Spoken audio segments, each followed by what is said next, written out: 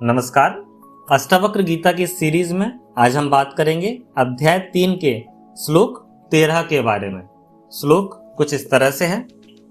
स्वभावात् एव जानाननः दृश्यम सतत न किंचन इदं ग्राह्यम इदं त्याज्यम सह किम पश्यति धीरधि। अर्थात जो स्थिर बुद्धि वाला सहज रूप से इस बात को भली भांति जान रहा है कि यह दिखाई देने वाला दृश्यमान जगत है ही नहीं, उसकी दृष्टि में इस संसार से क्या ग्रहण करने योग्य है और क्या त्याग योग्य होगा, कुछ भी नहीं।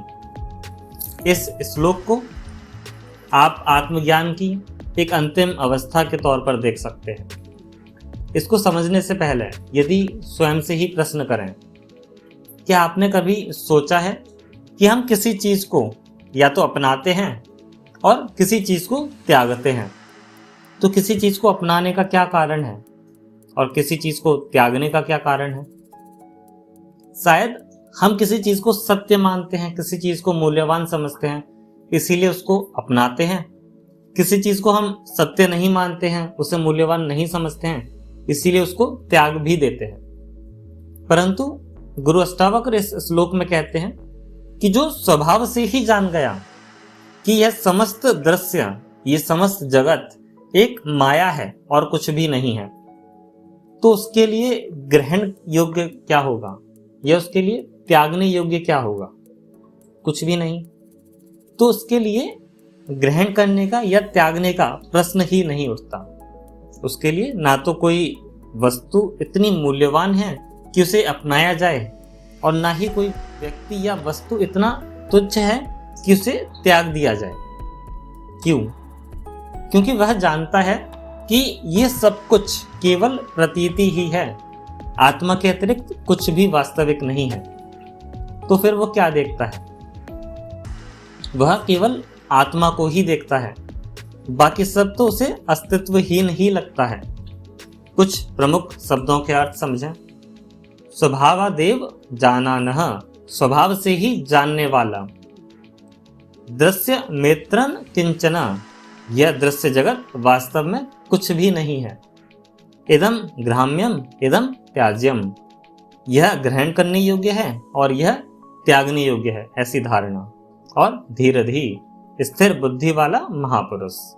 यह श्लोक अद्वैत स्थिति का एक अंतिम रूप है, जहां ना तो किसी को ग्रहण करना है और ना ही किसी को छोड़ना है।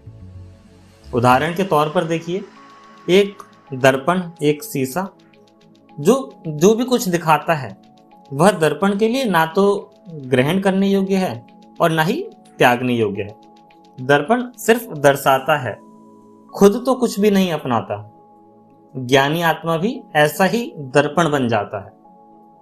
आप इसको प्रोफेशनली देखिए।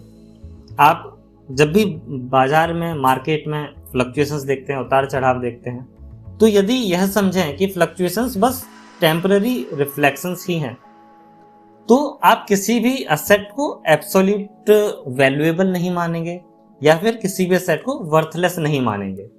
सिर्फ प्रोफेशनल न्यूट्रलिटी ही आप रखेंगे और यही एक आत्मज्ञानी का भी नजरिया रहेगा, यही एक आत्मज्ञानी का दृष्टिकोण भी रहेगा।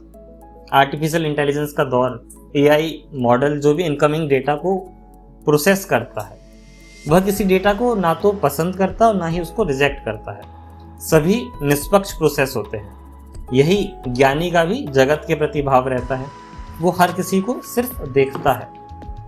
जब बोध इतना गहरा हो कि सब दृश्य मात्र प्रतीति ही लगने लगे, तो क्या अपनाना है, क्या छोड़ना है, क्या पसंद है और क्या नापसंद है, ये सारी चीजें तो समाप्त ही हो जाती हैं।